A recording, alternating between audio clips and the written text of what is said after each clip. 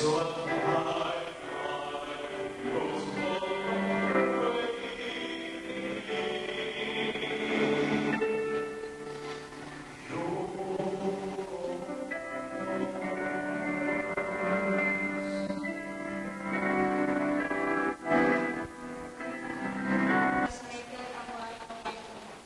ang unang magsasalita ay si Cadet Juan Alvarez.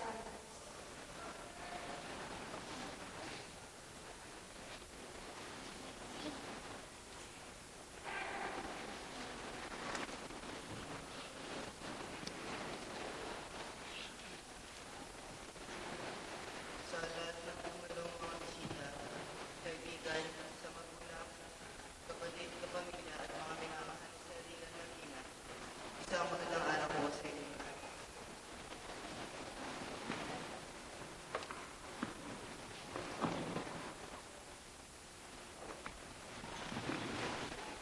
Sa mga hindi po nakakakilala sa akin, ako po ay si Cadet 4th Class J.S. Tolosa Alvarez.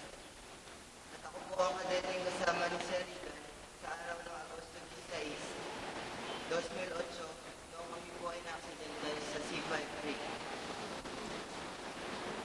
Alam ko po na kayong lahat na nandito ay nagdadalamhati sa pagkamatay ni Sir Rigan.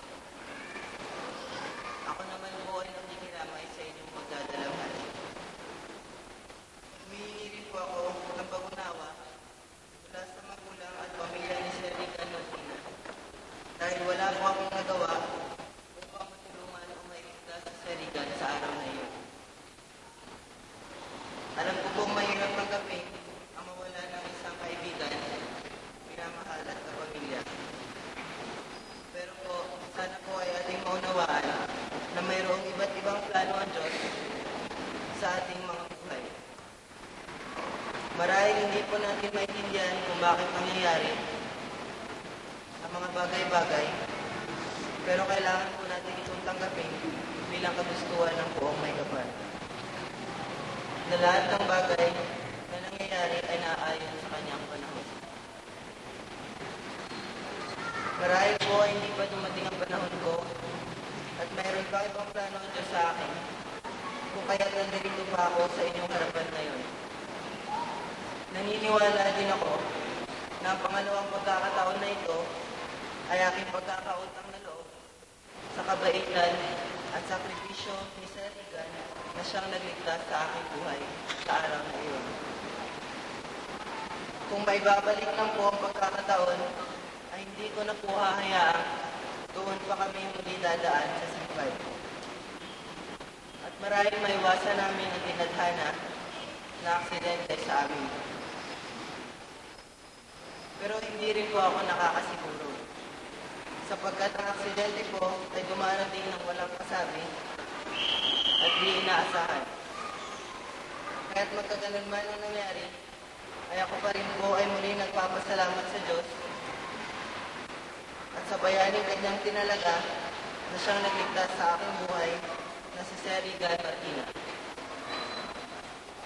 Sa inyo po na kanyang mga kaibigan, pamilya at kamag-anakan, ay aking muling hinihingi ang kapatawaran at pag-unawa na ang nangyari po ay isang di inaasahang aksidente. Huwag na po sana natin pahirapan pa ang ating mga kalooban sa pag-iisip ng ibang bagay. Hinihiling ko po na sana tayo ay magkaroon ng kapayapaan ng kalooban at maalala si Sir Rigan Martina bilang isang mabait na anak, kapatid, kapamilya, isang magaling at huwarang kadete, at higit sa lahat ay isang bayani. Hanggang doon lang po ang aking sasabihin at maraming salamat po sa inyong pakikinig. Muli po ako humihingi ng pag-unawa sa pamilya at kaibigan ni Sir Rigan. Magandang araw po. Hello, then to say goodbye.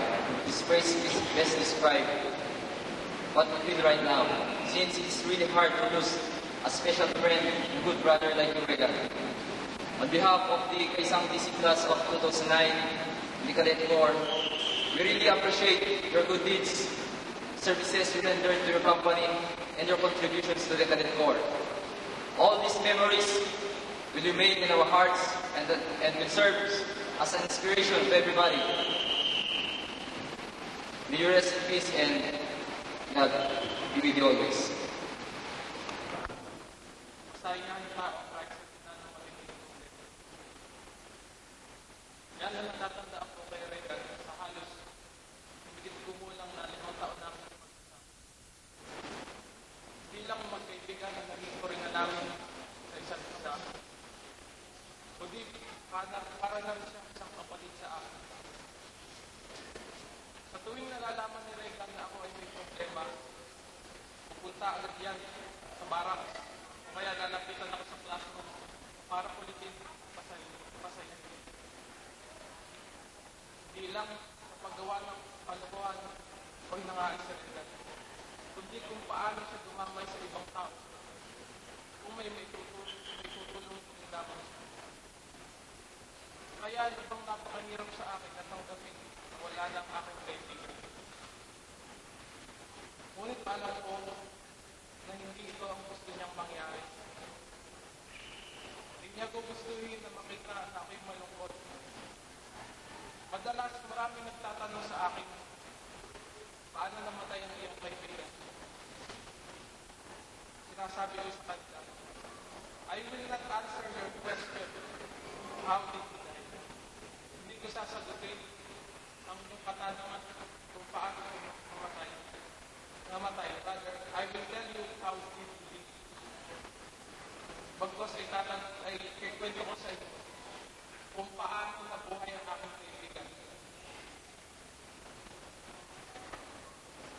Mas gusto kong alalaman ang masasaya namin sa salik at kung paano niya ako natulungan. Dahil alam ko na kahit kailan, hindi siya mawawala dahil nagirang siya dito sa akin. Para sa matapat at